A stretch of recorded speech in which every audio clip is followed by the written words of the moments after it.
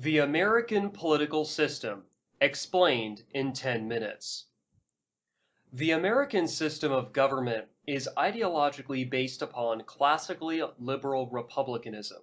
Historically, this stemmed from the colonial era committees of safety, as well as the original committees of safety in England during the English Civil War of the mid-17th century. This republican form of government was first codified within the Articles of Confederation and subsequently into the United States Constitution. Thanks to the Philadelphia Convention of 1787 and their socialization of the war debt, the federal Constitution established the framework for the operating structure of the central government, which is composed of three branches: the legislative, the executive, and the judicial. The legislature writes the laws, the executive enforces the laws, and the judiciary interprets the laws. You probably recognize each of these branches as the United States Congress, the United States Presidency, and the United States Supreme Court, respectively. These three branches of the federal government are constructed as such so as to provide for a separation of powers, which in England had been originally concentrated in the monarch, and then later distributed between the English monarch and the British Parliament only. Uniquely, the American system of government decentralized political power even more so, as intended by the framers. This separation of powers also enjoys checks and balances, which means that if one branch becomes tyrannical, then one or both of the other two can act to halt the misbehaving branch from getting too much out of control. You must keep in mind that the separation of powers are not just horizontal, but also vertical, by which I mean that each American government has its own three branches, generally speaking. State governments have their own legislatures, governors, and judiciary. County governments have commissioners, sheriffs, and courts. Municipalities, that is, city governments, commonly have city councils, mayors, and judges. Yet, the reality of the situation is that the three branches of the federal government, the Congress, the President, and the Supreme Court, begrudgingly cooperate with each other. For example, the President can propose laws to the Congress, and the Congress will pass those laws because it will allow them to not only keep their seats, but also bring pork, that is, stolen loot, back to their own congressional districts.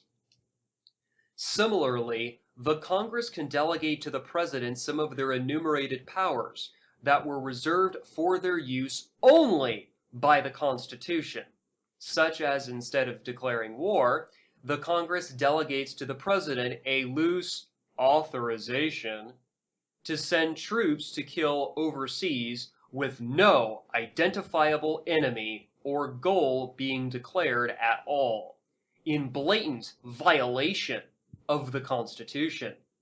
Lastly, if the Supreme Court and their inferior courts simply rubber stamp everything that the Congress and the President do, then there is certainly no separation of powers, because not only do these judges refuse to perform judicial review, but they'd rather exercise constitutional avoidance by dodging the constitutionality of a matter brought before them for a ruling decision.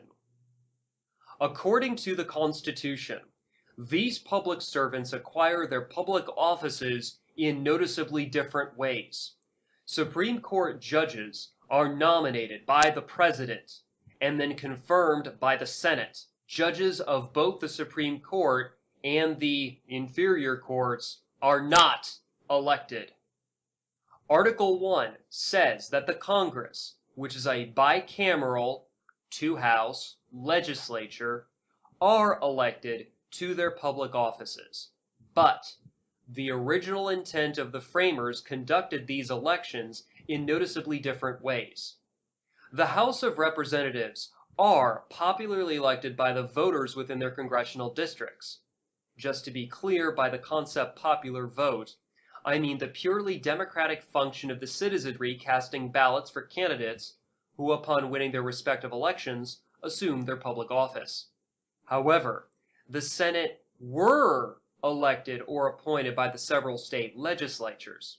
Yet, unfortunately, this was altered by the ratification of the 17th Amendment, which means that now federal senators are popularly elected by voters.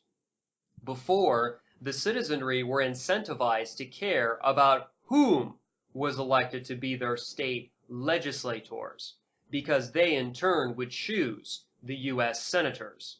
This change is not insignificant because it centralizes power in the federal government, thus regressing the American experiment to more closely resemble monarchical Old England.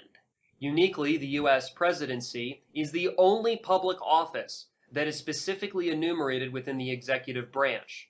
The Constitution says that the president is not elected by the popular vote.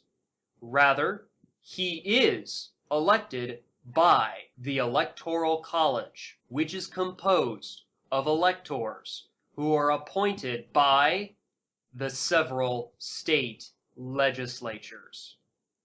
According to the U.S. Supreme Court's ruling in re Green 134 U.S. 377 in 1890, the judges ruled that, quote, the sole function of the presidential electors is to case, certify, and transmit the vote of the state for president and vice president of the nation. Although the electors are appointed and act under and pursuant to the Constitution of the United States, they are no more officers or agents of the United States than are the members of the state legislatures when acting as electors of federal senators, or the people of the states when acting as electors of representatives in Congress. Close quote. Put simply, the delegates of any political party simply do not matter, because they do not elect any candidate to become the president. That constitutional prerogative belongs solely to the electors within the Electoral College. According to the United States Constitution Annotated, which is published by the Government Printing Office, quote, electors constitutionally remain free to cast their ballots for any person they wish, and occasionally they have done so, close quote. To briefly recap, Supreme Court judges are nominated and confirmed by the President and the Senate respectively, hence the importance of Senate confirmation hearings. The entirety of the Congress is now elected by the popular vote. The President is elected by the Electoral College, whose own electors are appointed by the several state legislatures. Americans have come a long way from their origins as codified in the Articles of Confederation and the Declaration of Independence. Today, according to constitutional law, your individual votes only count towards electing congressmen and senators. So, unless you are also going to vote state legislators into their public offices as well, then you have absolutely no influence whatsoever in who becomes the next president of the United States. Should you decide, however, that you do not want to place your freedom in the hands of either the federal Congress or your state legislature, then please consider canceling your voter registration today. Visit www.tinyurl.com url.com/cancelvoter for more information. Thank you for your time. Get up off the ground!